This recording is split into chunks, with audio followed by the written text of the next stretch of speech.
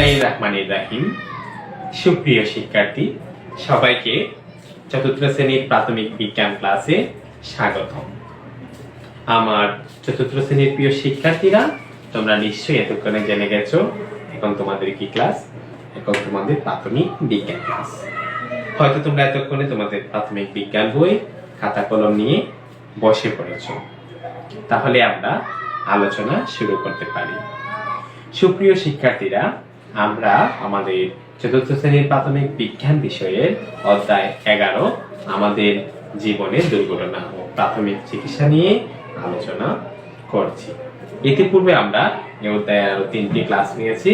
যারা ক্লাসগুলো মিস করেছো বা দেখোনি, তারা আমাদের সানশাইন মডার্ন হাই স্কুলের ফেসবুক পেজে গিয়ে পূর্বের 3টি ক্লাস দেখে নেবে। এবং আজকে আমরা আলোচনা করব আমাদের এই অধ্যায়ের চতুর্থ টপিক, সেটি হচ্ছে প্রাথমিক চিকিৎসা। সুপ্রিয় শিক্ষার্থীরা, আজকে আমার ক্লাসের আলোচ্য বিষয়টি হচ্ছে প্রাথমিক চিকিৎসা।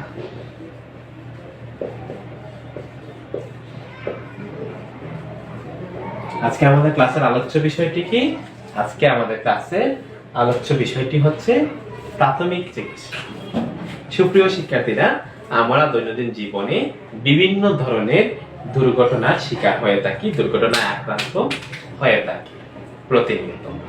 এসব দুর্ঘটনা থেকে মুক্তি পেতে আমাদের চিকিৎসার প্রয়োজন হয়। দুর্ঘটনায় পড়লে আমরা প্রাথমিক অবস্থায় বিভিন্ন ধরনের চিকিৎসা পদ্ধতি অবলম্বন করি। এগুলি হচ্ছে প্রাথমিক চিকিৎসা। তাহলে আজকের ক্লাসের মূল আলোচনার মধ্যে আমাদের যে প্রশ্নটি আসে সেটি হচ্ছে, আমরা কিভাবে দুর্ঘটনায় পড়া মানুষকে রক্ষা করব। তো প্রিয় শিক্ষার্থীরা, যদি আমাদের কোনো বন্ধু বা কাছের মানুষ, পরিবারের মানুষ দুর্ঘটনায় পড়ে, তবে অন্যের আসার পূর্ব পর্যন্ত আমরা তাকে সাহায্য করব। এটি হচ্ছে আমাদের প্রাথমিক চিকিৎসার প্রথম শর্ত। আমাদের প্রাথমিক বিজ্ঞান বইয়ে প্রাথমিক চিকিৎসা সম্পর্কে একটি সুন্দর সংজ্ঞান দেওয়া হয়েছে। সেটি হচ্ছে তোমাদের বিজ্ঞান বইয়ের 83 পৃষ্ঠা। সেটি হচ্ছে, ডাক্তার আসা বা হাসপাতালে নেওয়ার পূর্ব পর্যন্ত বা পূর্বে অসুস্থ বা আহত কোনো ব্যক্তিকে দ্রুত সাময়িক সেবা দেওয়া বা চিকিৎসা করাকে আমরা বলবো প্রাথমিক চিকিৎসা। তো প্রিয় শিক্ষার্থীরা, প্রাথমিক চিকিৎসা কি?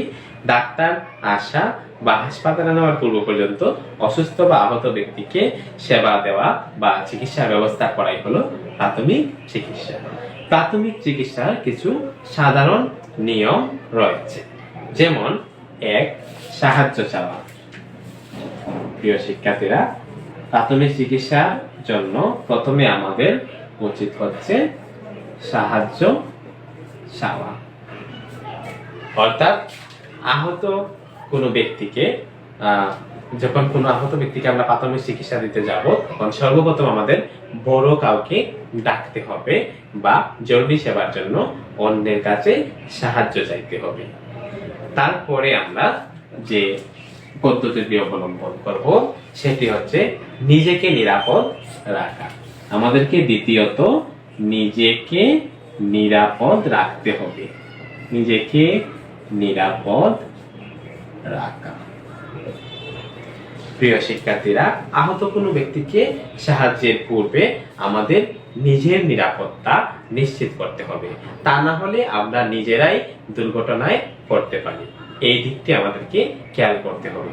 অন্য কাউকে দুর্ঘটনা থেকে বাঁচাতে হলে আমাদেরকে প্রথমে নিজের সুরক্ষা বা নিজেকে নিরাপদ রাখতে হবে। তারপরে আমরা যেটি করব সেটি হচ্ছে আহত ব্যক্তিকে শান্ত বা স্থির রাখা। প্রিয় শিক্ষার্থীরা, আহত ব্যক্তিকে স্থির রাখা। আহত ব্যক্তিকে স্থির রাখা।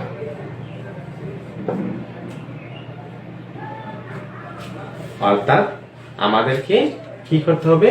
প্রয়োজন ব্যতীত আহত ব্যক্তিকে নাড়াচাড়া করা যাবে না, স্থির রাখতে হবে। এই বিষয়টি আমাদেরকে মাথায় রাখতে হবে। 4 নম্বরে আমরা যেটি করব সেটি হচ্ছে আহত ব্যক্তিকে শান্ত রাখা। আহত ব্যক্তিকে শান্ত রাখা।